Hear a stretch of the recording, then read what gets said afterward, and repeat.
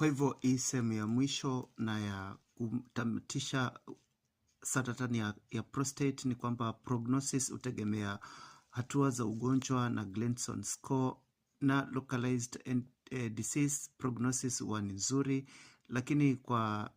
kinga na utambuzi wa mapema ni baadhi ya vipengele muhimu ambavyo vinaweza sababisha hii